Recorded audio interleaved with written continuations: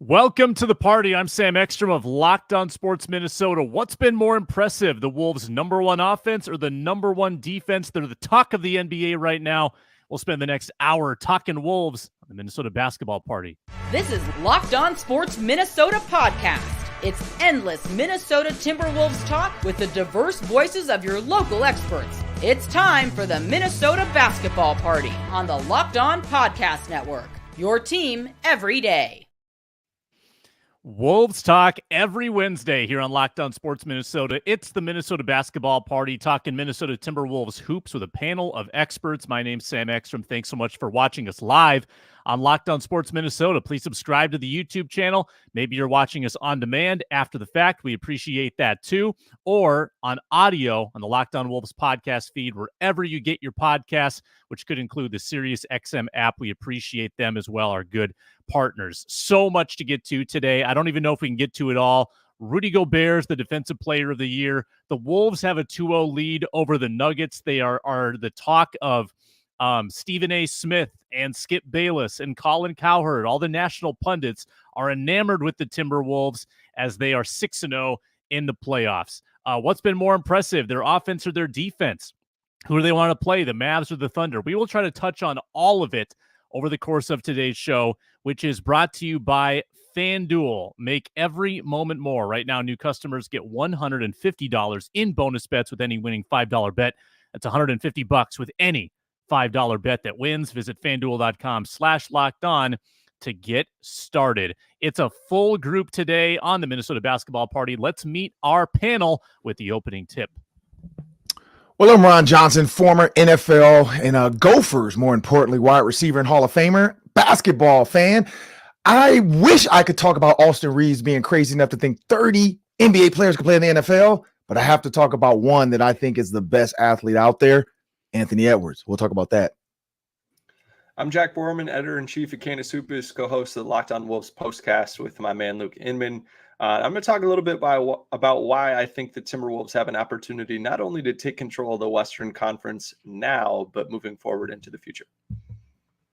I'm Reggie Wilson, sports director at Care 11, and I have never seen a team take the life out of a building of a defending champion like I saw.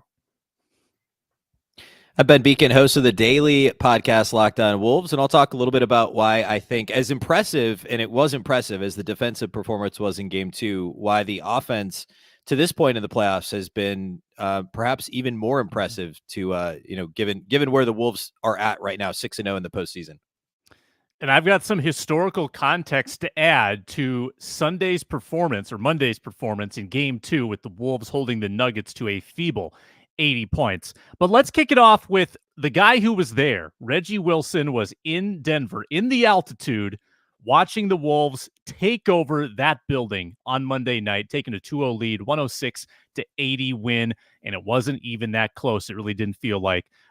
Reggie, what to you was the most impressive piece of not just the Game 2, but the Games 1 and 2 victories in Denver? So I think it's the overall dominance. In Game 1, it was interesting because without Naz Reid scoring, 14 of his 16 points in that fourth quarter, I think that they may not win that game. That's just how it kind of played out. But I think what was impressive about what the Wolves did in Games 1 and 2 is they won. I mean, the defense was the consistent thing there, obviously, but they won in different ways. We talked to Nikhil after Game 1, and he was saying that he wasn't necessarily impressed with his performance. In Game 2, he came out, scored 14, grabbing boards, playing really tough defense. And it was so funny because it was like the very last question that Chris Finch was asked after Game 2. And I asked him about Nikhil, and he was very passionate, almost as passionate as I've seen Chris Finch be about Nikhil. He was just like, look, I thought Nikhil had a great Game 1. I thought Jaden had a great Game 1. You look at the first 2 games, Jaden is plus 55 or whatever he said. And it was just interesting, like just seeing how passionate he was about the team and about, some of the guys that may not get kind of the fanfare. I thought it was great to see Naz Reid kind of unlock a little bit, and that seemed to carry over into game 2. I think what was crazy was what we saw in game 2. There was a lot of buzz in the arena, like, would Rudy Gobert get there? Would he not be playing? And, obviously he didn't play, and the Wolves were very confident. I mean, Chris Finch was just like, look, I'm looking for Cat to step up. I'm looking for Nas to step up. I'm excited about getting Kyle in there and his playmaking ability. And he just didn't really seem bothered by the fact that Rudy wasn't going to be there. He felt like they had enough to compete.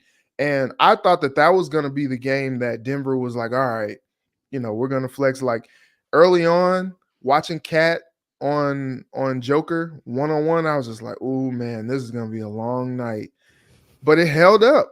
And I honestly don't think Jokic was as aggressive as maybe he should have been in that game, because I thought that he had a chance to take a little bit more advantage of some of the one-on-ones that, like, if he's playing the way that he plays, he's unguardable. Like, he literally is. When he puts his full weight on you and backs you down and is just able to turn around and just like finger roll that thing in, like, nobody can really stop him. And I thought it was interesting that he kind of got away from getting involved on offense, and that just completely changed the game. And they went on that run and they didn't look back. And I would have never thought that I would have heard fans, as the Nuggets fans are filing for the X's, you're hearing Wolves in 4 chants loud in the arena. I never thought I would see that or hear that, but that was where we were with that dominant performance in game 2. Yeah, it was. I looked this up on Basketball Reference. It was like the 5th time in 20 years that a team, like a lower seed, has gone on the road and held a team of Denver's caliber to like 80 or fewer points and 35% or fewer field goal percentage. It was a historically good performance. And Ben Beecken, let's look at the body of work against the Nuggets this year. They played them 6 times total, including regular season. Let's toss one of them out. The Wolves didn't have any bigs in one of those games, and I think it was the second half of the back-to-back. Throw that one out. So 3 of the 5, the Wolves have crushed the Nuggets, once at home, twice in Denver. For whatever reason, the Wolves seem to be just a nightmare matchup for these Nuggets, and that showed again in game 2. Yeah, and I think the easy-ish answer for that is size, right? And that's been much talked about because the Nuggets have basically one big, right? I mean, like one true big. The Timberwolves have 3, and they've got size at all of their positions. And the Nuggets are trying to get away with one big and a couple undersized guys in the rotation. Jamal Murray, Christian Brown's too small. Like that's the easy answer. But I think so far, well, I guess you could say this regular season too. I would just say it's the overall depth, not just size, and certainly that's part of it. But like the Timberwolves can comfortably go 8 deep, especially when Rudy's available, and they're totally fine playing 8 guys, and the Nuggets don't want to play more than 6. Like, and that is a huge deal in a number of different ways. But like over the course of, when you want your starters to play 40 plus minutes over the course of a series, they're going to get worn down. And the Timberwolves aren't hesitating to, I mean, Kyle Anderson stepped in and played 26 minutes. Jaden McDaniels was in foul trouble, only played 26 minutes. And yet you have Naz Reid and you have guys that you're comfortable. Obviously, Nickeil Alexander-Walker is not even a starter. And I would say he was probably the most impressive player on the floor in game 2. That was my kind of big takeaway from games 1 and 2 was Nickeil Alexander-Walker, period. Like, and then along with that, there wasn't a weak link in the Timberwolves rotation. Like nobody you would look at and say, hey, he didn't play well. Even Monte Morris played great defense when he came into the game. I know he missed a bunch of shots, but he missed like 3 threes, I think. But even he was good defensively. Like across the board to a man, the Timberwolves defensively were on a string in game 2 and even in game 1 too, going back further with Rudy on the floor. So it's the combination of that depth, that size, and we've heard this said a number of times nationally now, just a bad matchup for the Nuggets. It really is, in the same way that like we expected Phoenix to be a bad matchup for Minnesota in some ways, and it obviously wasn't the case because the Wolves are that good defensively. The Wolves' size and the amount of size they have to throw at Jokic and to contest perimeter jumpers and to do different things. And we can maybe get more into this later. I don't want to get too in the weeds now, but like the different pick and roll coverages they've played, the different ways that they've guarded Jokic without Rudy on the floor, from trapping him to having perimeter guys dig on post ups for Jokic, just showing him different looks to slow him down just a split second. And I don't want to say confuse him, because I don't know that Joker's ever really confused, but make him pause and hesitate.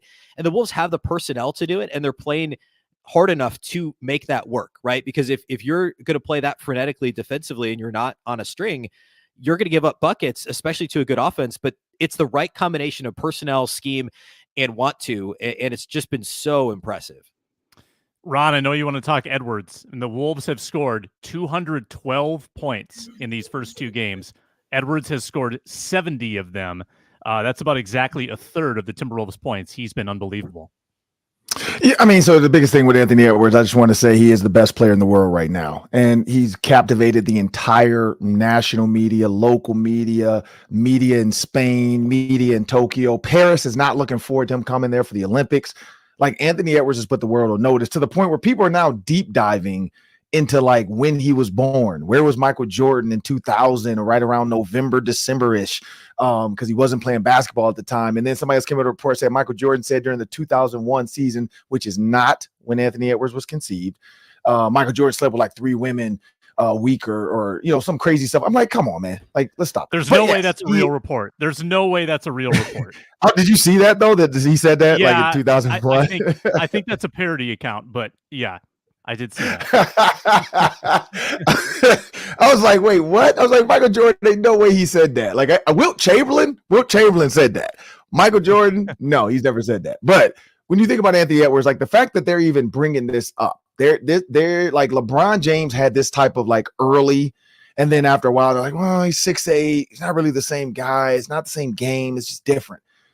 Kobe, it was like that with Kobe. But at the same time, Kobe and Jordan like actually battled a little bit. So it never got to that. Now, Anthony Edwards, I think Jordan being so far away from the game, he can honestly put his stamp on it and kind of say, I could see the resemblance that you guys see. I could see what you guys are thinking. And so Anthony Edwards is dynamic. But the one thing I love about his game, and I've said this, even when Cat went for 70, if 60, whatever it was, if that was Anthony Edwards that was trying to go for 70, I don't think the game gets out of control. I think he stays within the frame of the game and continues to play, where Cat kind of loses himself and he's like, I'm just going to go. I'm going to run people over. I'm going to throw the ball up in the air. I don't care. It's going in eventually.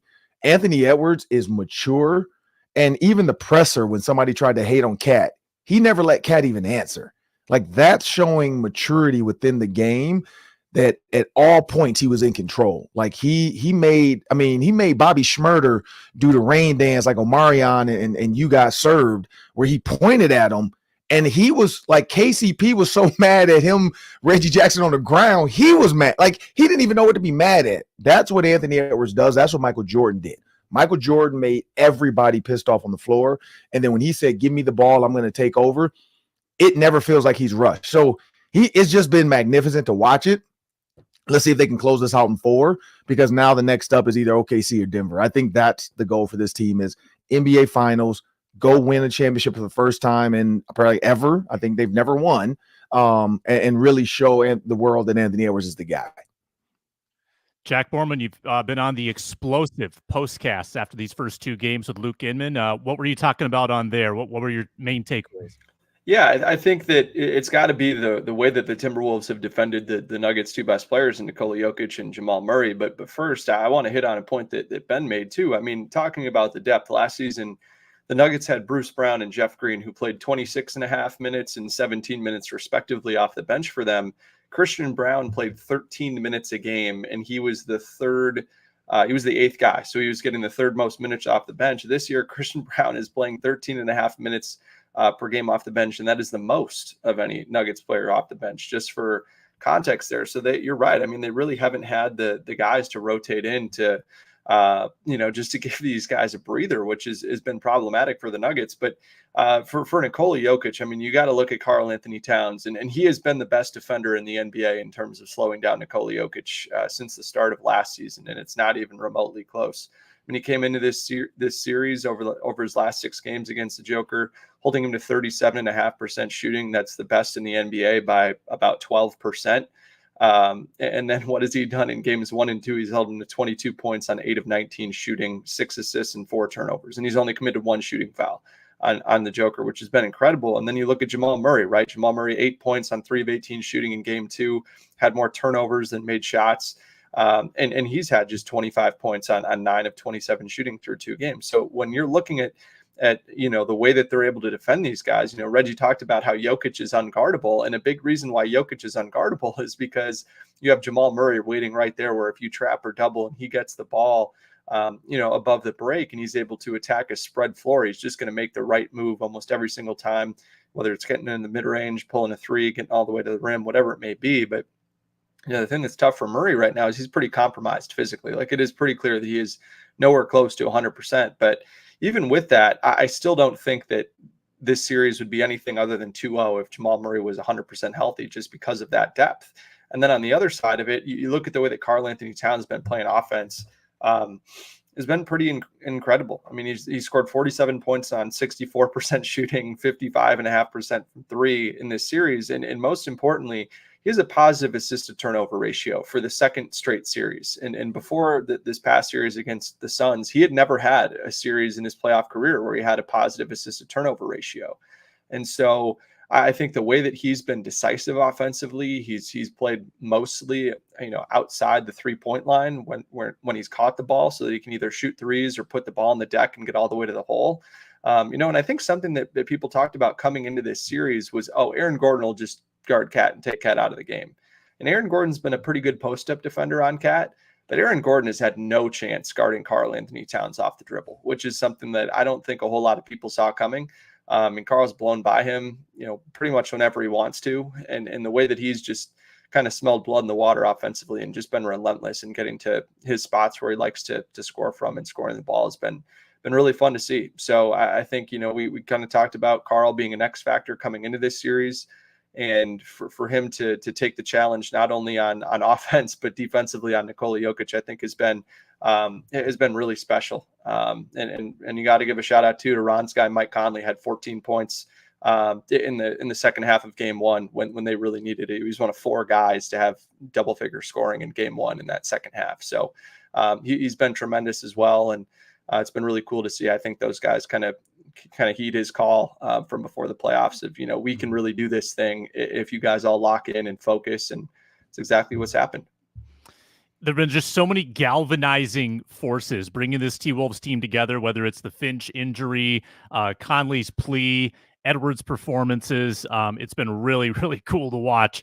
We've got so much more to get to. We're going to speed it up, go around the horn next, and answer the following question. What's been more impressive, number 1 offense or number 1 defense in the playoffs? That's next on the Minnesota Basketball Party.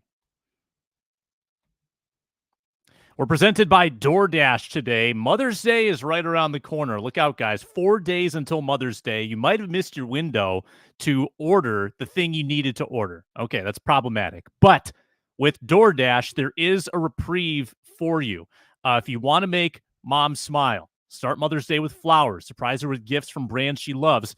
It's delivered the very same day with DoorDash. So get something thoughtful, surprise her with a fresh bouquet, the latest tech gift cards, self-care treats, whatever she needs to make her day feel special. You can pair flowers with a gift card so she can celebrate any way she wants. Maybe she's a bookworm, get a bookstore gift card. There's lots of thoughtful gift options when you use DoorDash. And with the DoorDash member Dash Pass membership, tongue-tied there, you'll save with 0% delivery fee and reduced service fees on eligible orders from Dash Pass merchants that meet the minimum subtotal. Other fees and terms apply. Get all your Mother's Day gifts all in one place. Get 50% off your next order up to $15. When you spend $15 or more on your next flower, convenience, grocery, or retail, order now with code LOCKEDONNBA. That's LOCKEDONNBA, one word. Order using DoorDash today. Terms apply. And we're also presented by LinkedIn. LinkedIn is the place for your small business to hire. You want to find quality professionals that are right for the role?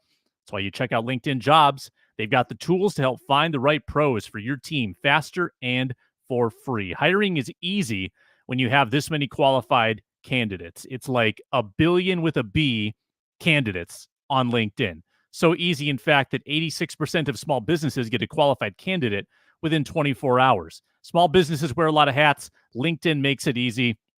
2.5 million small businesses use LinkedIn for hiring. Post your job for free at linkedin.com/lockedonnba. LinkedIn.com/lockedonnba to post your job for free. Terms and conditions apply. All right, around the horn. Let's start with Ron Johnson. Wolves have the #1 offense and the #1 defense in the postseason. I don't think that stat has changed since last night. Which is more impressive to you, Ron? The side that has the defensive player of the year, they're holding teams to like 85 or 90 points a game, whatever it is, or the offense, which has been stellar? Both of them, as my people would say. No, I'm gonna go with defense. I just like all the videos I'm starting to see of all the Twitter coaches who keep posting all these like defensive switches and the defensive conversations that are happening on the court. I got to go defense just for that reason. When you see some of the stuff that like the funniest tweet I saw, the Jamal Murray one, where he's dribbling up the court, Nah kind of has him, but Nah's not like following him. He's just running with him, and Jamal Murray like flails his arms trying to spin off of him, and then all of a sudden he gets trapped. He's trying to. Somebody tweeted and said, "This is what it feels like to be a white point guard in AAU trying to play up in one of the Nike circuits." I was like, that was very specific, but it was super funny because like somebody else posted a video like when Jalen Suggs was playing for Team Sizzle and how they used to do people. And I'm like, that's actually funny. Like, that's really funny. And so it just took like it's the way Twitter and the internet just works so quick when those moments happen. And then people go find like AAU footage of these high school kids that are now pros and how they used to treat people and how like IMG Academy treated Julie. Oh, yeah, that was the other one. Julian Newman, the real little short dude, went to play IMG and IMG treated him that way. It's just hilarious to see it. And the fact that they're doing it against one of the most effective offensive teams, and Jokic, it seemed like he was sped up in that second game. Jamal Murray was frustrated to throw in a heat pack. I got to go defense. Jack Borman. Yeah, I'm going to go with the offense. The Timberwolves have the #1 offense in the NBA in the playoffs after having the number 17 offense in the regular season, and specifically in the second half. I mean, the way that they've jumped up. I mean, their third quarter offense was 12th this year. It's now second in the playoffs. Their fourth quarter offense was 16th. It's now third. And they have an 129 offensive rating in the second half, which is absolutely unbelievable when you consider that the league average offensive rating in the playoffs right now is 112.3. So they're leaps and bounds ahead of everybody on the offensive end of the floor, and it's led by their two stars, right? And then Ant in the clutch has just felt in complete control of absolutely everything that's going on. Feels like every time the ball is in his hands, good things are going to happen, and he's just been effectively hunting whoever he wants to attack on the offensive end of the floor. He's been forcing switches, getting the right defender in place that he can attack and score or create open shots for his teammates. And then Karl-Anthony Towns kind of getting the monkey off his back, averaging 21 points a game on super efficient shooting in the playoffs. And like I said, has a positive assist turnover ratio again. It's been really, really fun to watch. And I think, we kind of knew that the defense was the floor with what, we saw against the Suns, and coming into the series, you knew you really needed the offense to kind of meet the moment and match the defense, and it certainly has. And I think that's what has taken the Timberwolves from a team that could win a series, maybe two, to a team that some people are calling the favorites to win the whole thing. Reg, offense or defense? To me, it's the defense. It was incredible just to see it in person. Like it just blitzing them. Like it was like watching the Tampa Bay Buccaneers back when Dungy left and Gruden took over. Like the defense was just nasty. Like I didn't know that the Monty Kiffin came and started coaching the defense for the Wolves. Like it was just kind of crazy just to see like how much they were just swarming them. Like there was one specific time for me that stood out. Jamal Murray came up the court, and I remember it was Nah, and was it Jaden? Yeah, Nah and Jaden just like, as soon as he came inside of half court, just both of them, and they both just had their hands up, but they were on him. And Jamal was like, I think he wanted a foul call, but the refs were just like, yeah, they're not fouling you. They're just on you like glue. And so I just think, and I made the joke, even in the Phoenix series, like when Kevin Durant went to the bench to get water, as soon as he put the water in the cup or whatever, he turned around. There was a Timberwolves defender in his face, like, "What you doing? What, you trying to drink something?" Nope, not on my watch. And the one thing we know about defense is it travels. And there was like, okay, well, the Suns are they're a little discombobulated. Let's see how that goes. When they play a dominant team like the Nuggets, and then they go and play the Nuggets, and it's the same thing. They're just all over them. And so as impressive as the offense has been, 27 from both Ant and Cat in the last game, like that was impressive. Nas got going. Like it was impressive. But the defense has been just something to me that's just it's been a revelation. It's like we've been marveling at it. Yeah, like I sat there watching the defense. I imagine like Warriors fans in about 2015 watching Steph and watching that offense. I was smiling. I was like, this is high entertainment television. I can't take my eyes off what I'm seeing right now. And they're generating conversations on these national shows. Like Bill Simmons is ranking the top 3 defenses of the last 25 years. And he's got the Wolves in it. Like that those kind of conversations don't happen regularly. So that's why I would go with defense. Ben Beecken, offense or defense?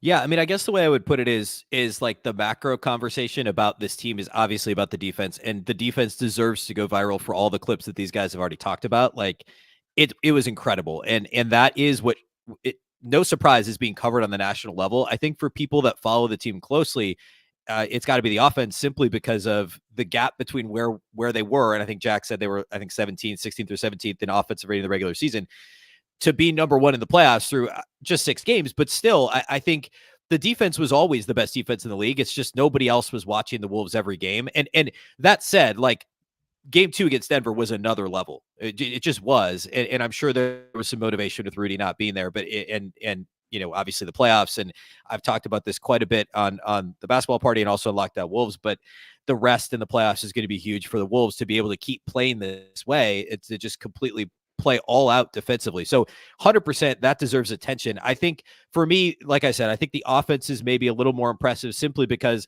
the baseline was a lot lower and we weren't sure how they were going to score in the playoffs when the game slowed down.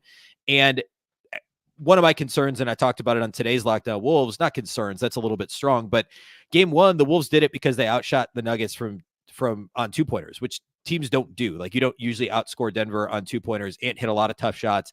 Game 2, it was all geared by the defense, right? Fast break points. They didn't need to score because the Nuggets couldn't score. The Wolves need to shoot more threes. They need to, they need to be more consistent offensively, but the body of work through 6 games on offense has been so much better than what it was in the regular season that as long as if Ant's truly taken this next, not just step, but a leap, then that's maybe not a concern at all. But I think to this point, the difference between the regular season offense and the production they've had in the playoffs has been the most impressive thing for me. Yeah, and in their clutch time situations, which they haven't had that many of, they're shooting like an absurd 82%, I think, late in fourth quarters, which is pretty cool too. I've got the speed round next on the Minnesota basketball party. Jamal Murray not suspended, and Rudy Gobert, the defensive player of the year, coming up on the Minnesota basketball party. Monopoly Go is our good partner for this next part of the Minnesota basketball party. We got to tell you about all the great features with Monopoly Go, and we've been harping on it for a couple weeks. I know you're saying flag on the play. You've already told us. Well, I got to tell you more. I have to tell you about time tournaments where you team up with your friends, work together, build up each other's boards. The more you win together, the more awesome prizes you unlock. You can complete albums with unique stickers for big prizes, cool new playing pieces, and hilarious emojis for taunting friends when you smash their buildings and heist their vaults. I like that dynamic where you can work together, but also you can taunt and you can really, give your buddies some crap when you play Monopoly Go. Feels new and exciting every day with these constantly changing tournaments and challenges and so many unique mini games like digging for treasure or using the robot pachinko machine. There's always some new timed events that help you win big with massive multipliers and rent frenzies. So discover all of that with Monopoly Go. Get off the bench. Go download it now for free on Google Play or the App Store. Game on. All right, again, it's Wolves Talk every Wednesday, Minnesota Basketball Party on the Locked On Podcast Network, your team every day. Now, speed round, I'm putting you all on the shot clock. We'll start with Ben Beecken this time. I've got 3 topics to whip around the horn, starting with Jamal Murray. Fined $100,000, not suspended for throwing a towel and a heating pad at a referee and having it land in the court of play and possibly, could have injured somebody. Not suspended, Ben Beecken. Your thoughts? Yeah, I'm okay. I'm okay with it from he's already diminished anyway. I know I'm playing with fire here saying I don't want to say I want him on the floor against the Wolves, but the Wolves can beat Denver with the diminished version of Jamal Murray. So let's not give another excuse to Denver to lose this series. From a practical standpoint, it's weird to me he wasn't suspended. It's a dangerous precedent because he did throw a towel at the referee. That didn't hit him quite. It kind of hit his foot. So then he's like, I'll throw something heavier. And then that slid onto the court. Clearly he's throwing the objects at Mark Davis. What happens if he hits Mark Davis with a heat pack? What's that? A 5-game suspension at least? So it's crazy to me that they're trying to split hairs here. I get it. And I know he hasn't done stuff like this before, and that certainly plays into it, but I was a little bit surprised. Grand scheme though, I'm okay with it because I think the Wolves can still win this series. Yeah, so what happens the next time somebody throws something on the floor? No suspension? Is that the precedent that's been set? That's just, it's an odd precedent. And again, kind of such a rare occurrence, the league didn't really know what to do. Ron Johnson. Yeah, I gotta agree with that too. I like the way Jamal Murray is playing, leave him out there. He's more of a hindrance at times than he is a help right now.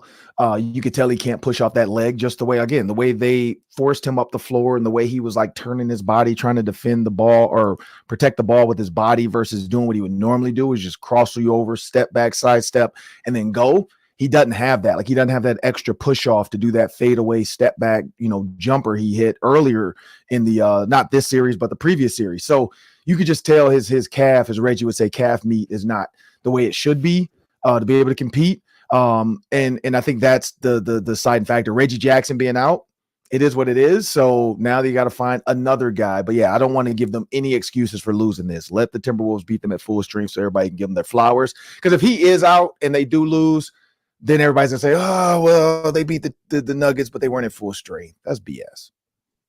Jack. Yeah, I mean, you think about the fact that Rudy Gobert got fined $100,000 for just flashing the money sign at Scott Foster in that game in Cleveland, and got fined $100,000 for it. Jamal Murray did the same thing, and that was the least problematic thing he did in Game 2. And he got fined the same amount of money, which is the maximum amount of money the NBA can fine someone for conduct detrimental to the league. So I was really surprised, frankly, that he did not get suspended, because there's pretty clear video evidence that he was trying to throw something at an official. And I just think it's crazy that it's a results-based suspension, that because the towel did not hit Mark Davis, because the Karl Anthony Towns did not step on the heat pack, it's crazy. If Karl Anthony Towns slips and falls and gets hurt, or Mark Davis gets hit with that heat pack, he's unquestionably getting a multiple game suspension. Adam Silver has really been trying to put his foot down with some of these suspensions and trying to send messages. And I was surprised that he elected not to do that because this series is over anyways. The Nuggets have no chance of winning this series. So I thought they would have sent a message and said, hey, if you want to throw a temper tantrum on the basketball court, you shouldn't be playing on the basketball court. But, it is what it is. Does the item need to be heavier to merit a suspension? Does it need to be a water bottle? Does it need to be a chair? What is it, because it's a heating pad that I don't know. It's weird. It's a weird. And the one other thing on Reggie Jackson, I would be really surprised if Reggie Jackson does not play in Game 3. He did his post-game media after Game 2, and Dane Moore said that he was walking out of the arena without any type of limp or anything like that. So good intel. Reggie, the non-suspension. Yeah, I'm okay with it. I'm like Ron, just let him play. He hasn't been very effective. The one thing that might be good for the Wolves, sucks for me as a Lakers fan, I think Murray might have given his best in round one against the Lakers, and maybe the Nuggets, they think again a little bit about just how much he played and his usage in that first round series, because he hasn't been as effective in the second round. Like he hasn't been the Jamal Murray that we kind of know to him to be. And it's kind of a shame, because you want to see the Wolves kind of beat the Nuggets if they're going to beat them at full strength. Sometimes that makes you feel better, but I think the fans are just excited that they're beating them anyway. Regardless, they didn't have Gobert, right? Yeah, didn't have Rudy, so right. it didn't really matter. It's funny though, because I feel like in the post game, Finchie was pretty on record just saying it's inexcusable. He was pretty direct about it, but Cat and Ant, they were asked about it, and Cat was like, man, I was just focused on making the layup. That was, they didn't have anything to say about it. I feel like most of what they're going to respond to do, especially Ant, with all the trash talk that he does, is just responding by their play on the court. And they may jaw a little bit, with Murray in game 3 about it or not, but Ant's going to jaw on him anyway. You know what excites me though, that he's playing, is that Target Center is going to be all over him. I mean, Target Center fans are smart. They know when a guy is maybe vulnerable, and they're going to let him hear it. I mean, I think that's actually going to up the energy in the building, as if it could be upped anymore. Let's start with Jack this time. Rudy Gobert, Defensive Player of the Year. I'm so glad that is the conversation topic, and we don't have to debate whether he made the right decision to be there for the birth of his child. Sounds like he tried to get back for the game, and the weather prevented him. But the story is Rudy Gobert, 4-time Defensive Player of the Year, announced yesterday. Quick thoughts on Rudy. Yeah, he did make the right decision, by the way. Rudy Gobert didn't have a dad in his life growing up, and he wants to be there for his kid, and everybody should be supporting him for doing that.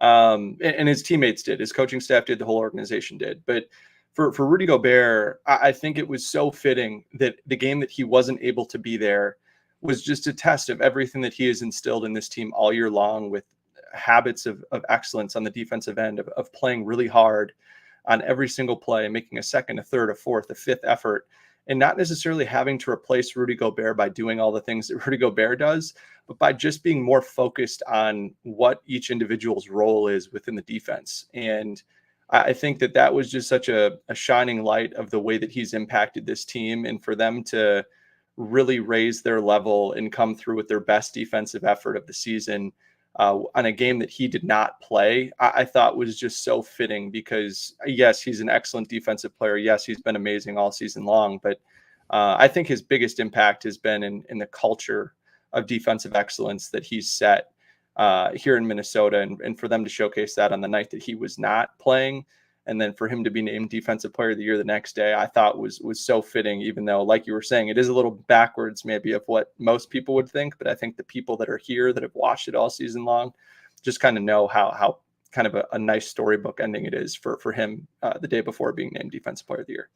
Yeah, no doubt. And Reggie, Wemby might win the next 5 of these things. Good thing Rudy got it out of the way this year. But I think there was no more deserving player than Rudy for the way he anchored the defense really from day one of the season, set the tone, set the culture.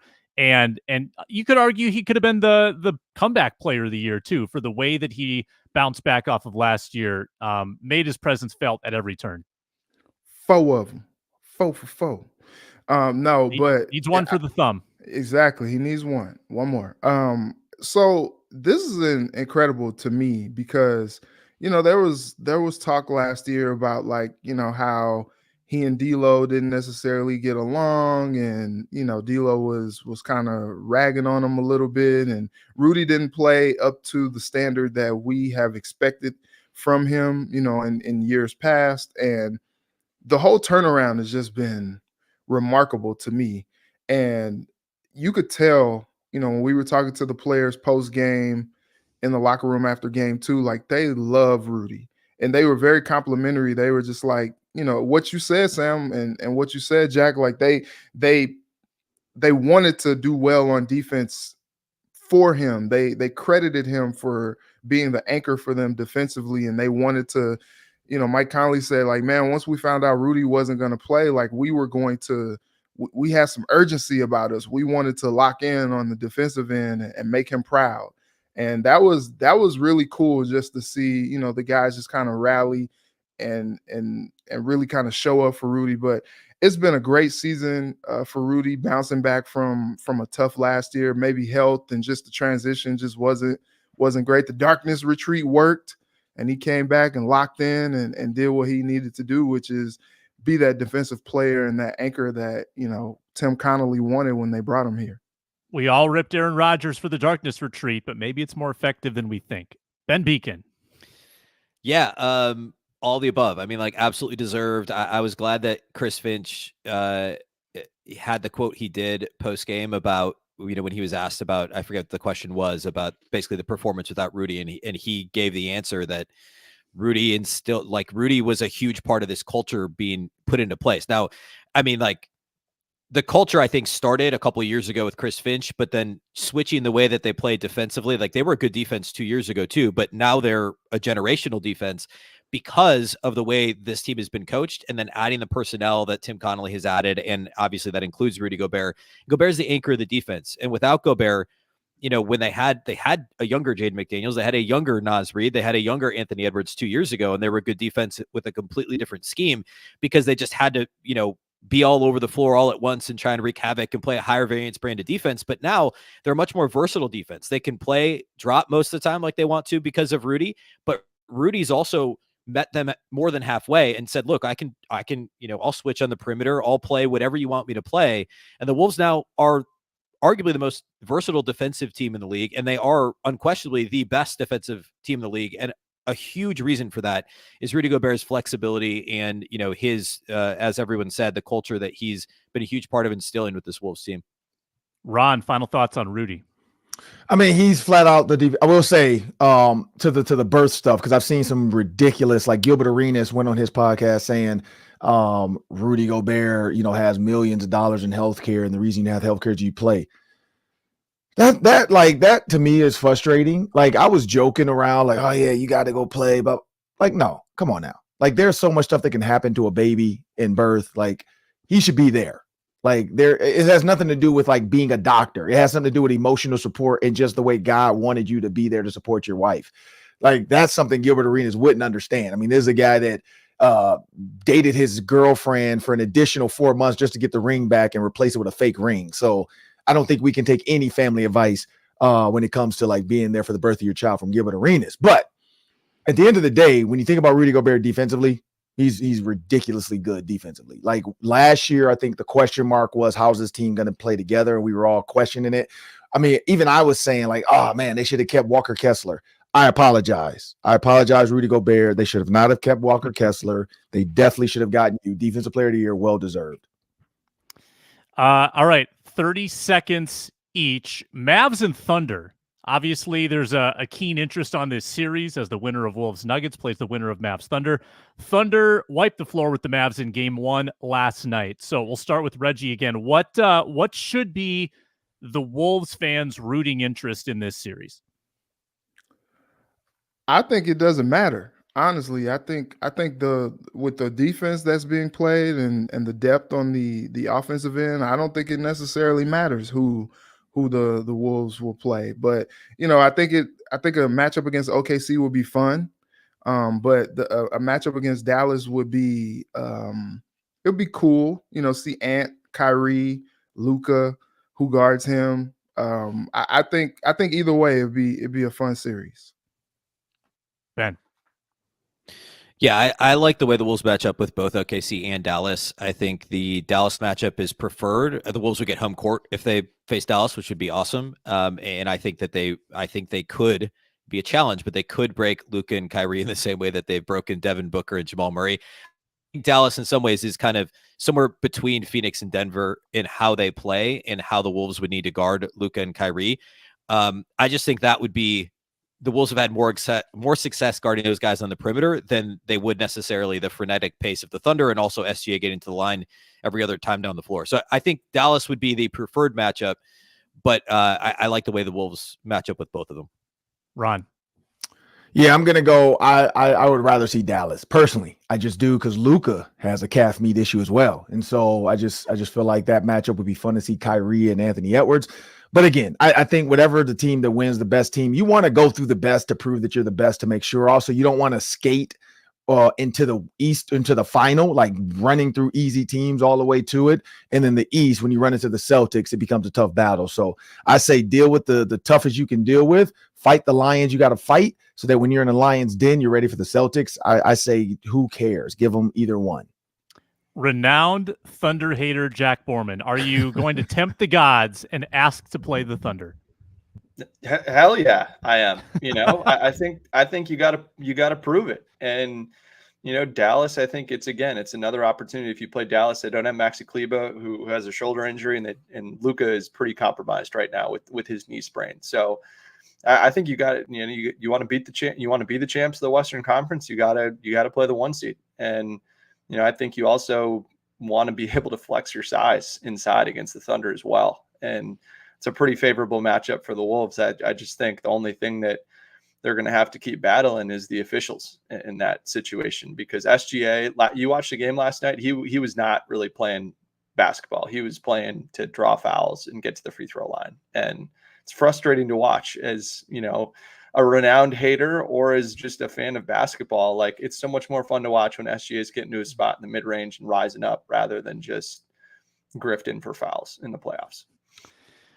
One topic that we're going to push to next week, I think it deserves more time, is whether Anthony Edwards has ascended to the status of where he is the championship window. Whether maybe the window doesn't expire this year, maybe the window is open as long as Ant is around, because he can transcend whatever his supporting cast is. We'll get into that more at length next week. The Wolves might have, swept this series. We might have some time to kill next week on the Minnesota Basketball Party, because in closing, as always, 30 seconds each, we're going to predict the week. Now, Jack Borman, we'll start with you because you were bold enough to say the Wolves would sweep the Suns at the point where they were 2-0 up, and you were correct.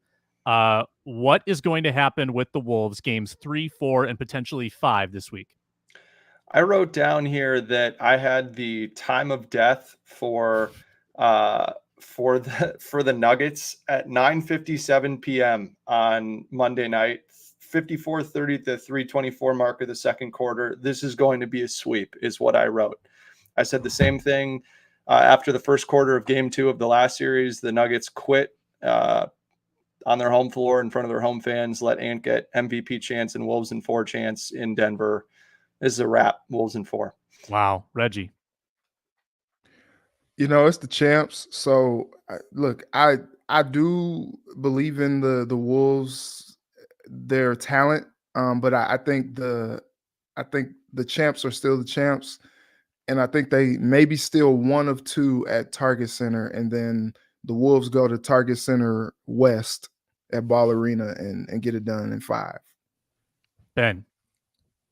Yeah, call me cynical. I'm a little worried that we may get Denver may have some impact on the officiating on Friday.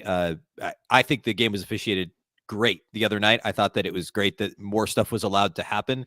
Worry a little bit. I think the Wolves will lose a close game in game 3. I think they win a close game in game 4, and then I think they win comfortably in game 5, a multi-possession win in Denver, and win the series in 5. I got to stick to my guns. I said before the series, I said Wolves in 4. It was a little bit tongue-in-cheek, but I'm going to stick with it because it might happen now. Ron, 30 seconds. I'm sticking with my Wolves in 5. So I'm gonna stick with it. I say, I don't know which one, 3 or 4. I don't know which one they lose, but they lose one of them. And I do agree. I think it's close, and I think the refs are going to get involved. Yeah, that will be frustrating if the whistle does a 180 and suddenly every little thing gets called. That would be so just out of character for what the Wolves established in those Denver games. But we've reached our time limit. Great stuff, gentlemen. It's Wolves Talk every Wednesday, Minnesota Basketball Party.